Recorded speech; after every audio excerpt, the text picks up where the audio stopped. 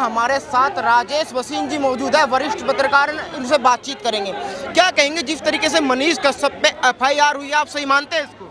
देखिए, एक डरा हुआ व्यक्ति और कर ही क्या सकता है। आज मनीष कश्यप ने जो सच्चाई तमिलनाडु में जाके दिखाई है कि किस तरह पर वहाँ पर बिहार के मजदूरों के ऊपर अत्याचार हो रहा है, क्या एक पत्रकार का सच्चाई दिखाना अपराध है, जुर्म है? तो किस बिना पर तेजस्वी यादव, जिनके ऊपर अभी मुकदमा दायर हो रहा है कि जमीन के बदले उनके पिताजी ने नौकरी दी थी, जो कितने ही केसों में आरोपी है, जिनके खुद खानदान वाले, चारा घोटाले के आरोपी वो, नौकरी घोटाले के आरोपी वो, और सत्य दिखाने वाले पत्र के ऊपर ये कह रहे हैं कि आप एफआईआर दर्ज कीजिए। आप दो राज्यों के बीच में मनमुटाव दिखा रहे हैं। अरे क्या भैया मनमुटाव करा रहे हैं? वो केवल सच्चे पत्रकार हैं, और सच्चे पत्रकार को तो पारितोषिक मिलना चाहिए, इनाम मिलना चाहिए। मैं खुलकर मनीष कश्यप का समर्थन करता हूं, एक पत्रकार होने के नाते नहीं, एक राष्ट्रवादी होने के नाते, क्योंकि वो हमेशा राष्ट्रहित के मुद्दे उठाते हैं। लेकिन वो कह रहे कि जो वीडियो उन्होंने अपने चैनल में चलाई गई वो फर्जी वीडियो था। कहाँ की फर्जी वीडियो थी? आपने देखा वो ट्रेन में जितने मजदूर थे, जिनको चढ़ने की जगह नहीं मिल रही थी, इतने मजदूर पलायन कर रहे थे, तो ये ट्रेनों में इतने मजदूर किस वजह से जा रहे थे? डरे हुए थे, भाई अगर हम यहाँ रुके, हम हिंदी भाषी हैं, तो कहीं हमारी पिटाई ना हो जाए, हमें मार ना दिया जाए। तो क्या लग रहा है जिस तरीके से ईडी सीबीआई की रेड पड़ी है लालू यादव पर, तो क्या उस मुद्दे को दबाने के लिए मनीष कश्यप पर एफआईआर की गई है कि भाई मुद्दा भटक जाएगा, ध्यान उधर चला जाएगा? देखिए, वो एक अलग मुद्दा है, उस मुद्दे को मनीष कश्यप से जोड़कर मत देखिए। कोई मनीष कश्यप कोई योगी नहीं है, कोई नीतीश कुमार नहीं है, एक आम पत्रकार है, कोई बहुत बड़ा पत्रकार नहीं है किसी नेशनल टीवी का। इस मुद्दे को कन्वर्ट करने के लिए नहीं करा, ये आपसी रंजिश है, क्योंकि वो समर्थन नहीं करता ये महाठगबंधन का। महाठगबंधन आप समझ गए मैं किसको कह रहा हूँ? लेकिन उन्होंने चैलेंज किया है तेजस्वी यादव को कि 2025 में सीएम नहीं बनने दूंगा तेजस्वी यादव। तो वो तो भाई हारेगा। क्या दोबारा लालटेन वाला राज लाना चाहते हो, जहाँ दिन दहाड़े वो अपहरण हो जाते थे किसी भी व्यापारी का, किसी भी डॉक्टर का, और शाम को उनके घर में फोन पहुंचता था कि आपके इसका अपहरण हो गया है और इतनी फिरौती दे दो। और अपहरण कांड का सबसे बड़ा सरगना कौन था? के लालू यादव।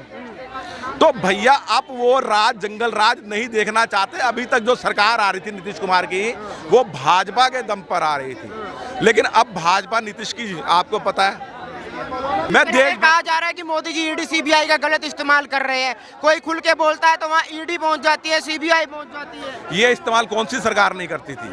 क्या कांग्रेस के टाइम पे ईडी का इस्तेमाल नहीं होता था? कांग्रेस ने तो 80 बार राज्यों की सरकार गिराकर राष्ट्रपति शासन लगवा दिया, और मोदी जी ने कौन से राज्य में आज तक राष्ट्रपति शासन लगवाया है? जिस ममता बनर्जी में, ममता बनर्जी ने कहा था, ममता बानो ने इलेक्शन के ठीक बाद वहां पर हिंदुओं को कितनी बुरे तरह से मारा और समर्थन किया तृणमूल कांग्रेस के कार्यकर्ताओं का, वहां भी मोदी ने राष्ट्रपति शासन नहीं लगाया। मैं मोदी जी को बहुत दूरदृष्टि वाला मानता हूं। किसान आंदोलन में जिस संयम से उन्होंने काम लिया, अगर वो जिस दिन लाल किले पे ये झंडा निशान साहब फहरा रहे थे, वहां गोली चलवाते, तो पंजाब बुरी तरह से आतंकवाद की आग में झुलस जाता। लेकिन वही केजरीवाल जो चाहता था दिल्ली में, जो दिल्ली का मुख्यमंत्री था कि यहाँ गोली चले, अब वही हालात ये पंजाब में बना रहा है कि पंजाब को ये आतंकवाद की आग में झोंकना चाहता है, और खुद क्रिप्टो क्रिश्चियन है, ये मैं बता दूं। क्योंकि जितने भी आप ये दवा खाने देख लो, जिसको ये मोहल्ला क्लिनिक कहता है, वहाँ दो व्यक्तियों की फोटो लगी हुई है, एक केजरीवाल की और दूसरी मदर टेरेसा की, जिसने लाखों हिंदुओं को इलाज के नाम पर धर्म परिवर्तन करवा दिया और क्रिश्चियन बनवा दिया।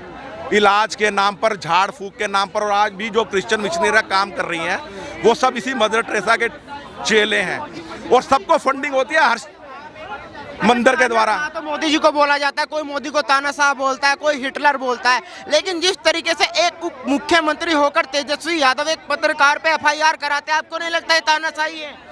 बिल्कुल तानाशाही। मैंने क्या कहता, खिसियानी बिल्ली खंबा नोचो और डरा हुआ कुत्ता खीसे नहीं पोरे। तो वही तेजस्वी की वो हो चुकी है हालत, जो उनको नजर आ रहा है कि 2025 में हम विधानसभा का इलेक्शन चाहकर भी नहीं जीत सकते।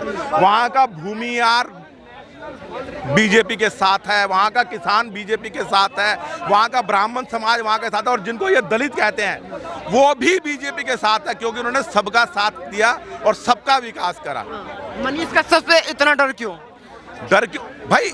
हर सच्चे आदमी से भाई भगत सिंह से ब्रिटिश गवर्नमेंट क्यों डरती थी, गांधी जी से क्यों नहीं डरती थी, चंद्रशेखर आजाद से क्यों डरती थी? उनके मरने के बाद उनके पाँव में गोली मारी गई कि मरने के बाद ये भाई जिंदा तो नहीं है, हमें मार देगा। सुभाष चंद्र बोस से क्यों नहीं डरती थी? और गांधी जी लिमोजीन में बैठ के आते थे, अंग्रेजों के साथ फोटो खिंचवाते थे। नेहरू जी सिगरेट पीते थे मेम के गले में ऐसे हाथ डालकर। तो भाई डर लगता है। जो सच्चा राष्ट्रवादी होगा, सच्चा क्रांतिकारी होगा, और मनीष कश्यप सच्चा राष्ट्रवादी है, एक युवा क्रांतिकारी है। वो कन्हैया कुमार की तरह नहीं है बिकाऊ, जो भारत विरोधी नारे लगाता है, भारत तेरे टुकड़े होंगे इंशाअल्लाह, और कांग्रेस उसको अपना नेता बना लेती है। पहले समाजवादी पार्टी उसको गोदी में उठाती है। वो तो भैया फूलन देवी जैसे को ये भैया वो बना देते हैं एमपी, अतीक अहमद जैसे को, मुख्तार अंसारी जैसे को अपनी टिकट देते हैं विधानसभा की और मेंबर ऑफ पार्लियामेंट बनाते हैं। तो ये भाई चोर हैं। अरे भैया जो भैंसा का चारा खा गई उनसे आप क्या उम्मीद करोगे? उनको डर है कि भैंसे चारे में बाप गया था और नौकरी घोटाले के अंदर जमीन के बदले जमीन, नौकरी के बदले जमीन में मैं जाने वाला हूँ। कह रहे कि अभी लालू यादव जी जो है हॉस्पिटल से आए हैं, मोदी जी उनको टॉर्चर कर रहे हैं। अगर कल को कुछ होगा तो जिम्मेदार कौन होगा? मोदी जी को इतना तो सोचना चाहिए था कि बीमार आदमी को छोड़ दें। बीमार आदमी 2 दिन बाद ऑपरेशन के सेल्फी दे रहा है, और जिस बेटी ने उसको अपनी किडनी दान करी वो 1 घंटे बाद लाइव दिखा रही थी। दरअसल उसकी बेटी ने किडनी नहीं दी थी। किडनी का देने वाला जो पेशेंट होता है ना, वो 1 महीने से पहले 4 पैसे नहीं उठता है। आपको मालूम है 2 किडनियां वर्क कर रही हैं, लेफ्ट और राइट दोनों, ठीक है। हार्ट एक होता है, किडनी 2 होती है। एक आदमी दे सकता है डोनेट, लेकिन क्या 15 दिन से पहले वो उठ के बात कर सकता? वो 1 घंटे बाद लाइव आ रही। उसके ड्राइवर ने, बेचारे ने, लालू यादव के ड्राइवर ने किडनी दान करी है, और नाम उसकी बेटी का हो गया। बीमार ऐसा है, यहाँ पर वो बीमारी का बहाना दिखा रहा है और सिंगापुर में सेल्फी ले रहा है वो अपनी उसी बेटी के साथ घूम रहा है। अच्छा, ये जो ईडी सीबीआई की छापेमारी चल रही है, आपने देखा जंतर मंतर पे धरना भी चल रहा है, 16 विपक्षी पार्टी एक साथ आ गई है, कह रहे कि जो हो रहा है गलत हो रहा है। तो चोर चोर मुसेरे भाई जिनने कुछ करा होगा। मैं इनकम टैक्स पेयर हूं, मैं अगर ईमानदारी से इनकम टैक्स भरता हूं। कल मैंने अक्षय कुमार का इंटरव्यू देखा, कहता मैं जब फिल्मों में आया तो मेरे को पहली बार 50,000 रुपये फीस मिली थी, और मैंने एक बंगला देखा था, अगर मेरे पास 10 करोड़ हो जाए तो मैं ये बंगला लूंगा। मेरे पिताजी अकाउंटेंट थे, उन्होंने कहा तू 10 करोड़ अगर बैंक में जमा करवाएगा तो तेरे को हर महीने 1 लाख रुपया, इतने 10 लाख रुपया ब्याज का आ जाएगा। उस वक्त 13% का कुछ का इंटरेस्ट रेट था। कह रहा मेरे पास 10 करोड़ भी आ गया, और मैंने, लेकिन आज तक अब मैं 146 करोड़ रुपया सालाना टैक्स भरता हूं, और मुझे ना ईडी का डर है ना सीबीआई का डर है, क्योंकि मैं टैक्स देता हूं। चोर जो चोर होगा वो डरेगा, जो चोर नहीं है भाई उसको डर किस बात का? आपने कोई जुर्म नहीं करा, आप सरेआम यहाँ पर दिल्ली की राजधानी के दिल में खड़े हुए हो। चोर खड़ा हो सकता था, अतीक अहमद के लड़के यहाँ खड़े हो सकते थे, जो सरेआम सीसीटीवी में फायर करते दिख रहे हैं। वो कह रहे हैं जी नाबालिग है। अरे भाई नाबालिग क्या जुर्म नहीं करता?